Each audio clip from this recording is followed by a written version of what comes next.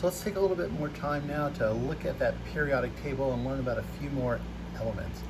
For this, you'll want to be looking at figure 2.3 in your book. It'll be very helpful.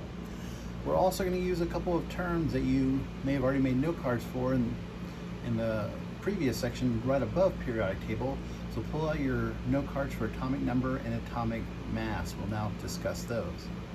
So the periodic table, this is that table that we showed you earlier in an earlier video. We're going to take a look at just one of the elements in there and talk about all the different information it gives. So I've pulled out the very top one, hydrogen. So you notice there's a number above the H. The H is the atomic symbol. H stands for hydrogen.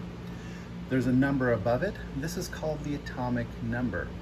And the atomic number tells us the number of protons that are going to be in a particular atom.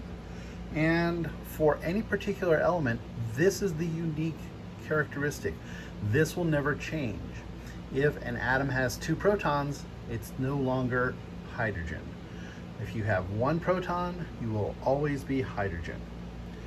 You also note that there's a number below, and it also has a bit of a decimal number.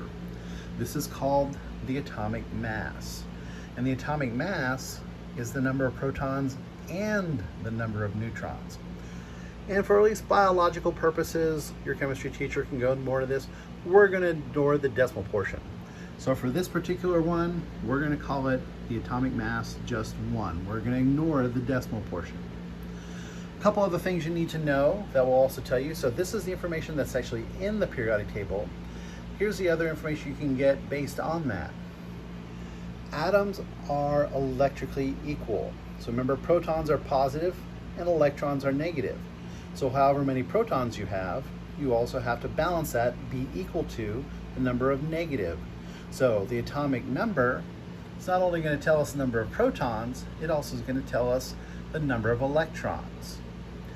Another thing we need to know, to find the number of neutrons, we can take the atomic mass and subtract the atomic number. Because remember, the atomic mass was protons and neutrons, the number was just protons. So if you take the atomic mass and you subtract the atomic number, you will know the number of neutrons. So that is the information that we find in the table. This is the information we can also draw from that table. So let's look at hydrogen. We saw it had an atomic number of 1, so therefore this would have 1 proton. Atomic number 1, 1 proton.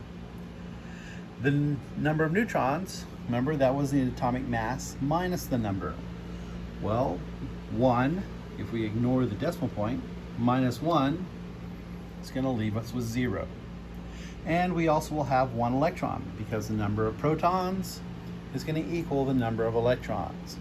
So hydrogen has 1 proton, 0 neutrons, and 1 electron. Some other examples. We can look at the periodic table and we can see that carbon, C, has an atomic number of 6, telling us we have 6 protons. If we have 6 protons, we then have to have 6 electrons.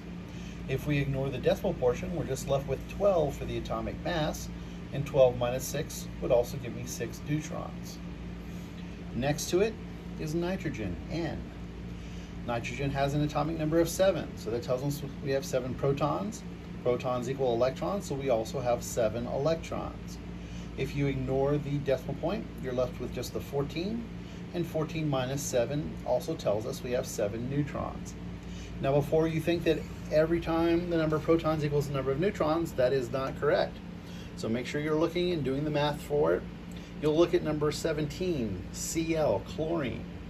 It has 17 protons and hence 17 electrons. But if we ignore the decimal point, we have an atomic mass of 35. And 35 minus 17 gives us 18 neutrons. So protons do not always equal neutrons. Make sure you do the math.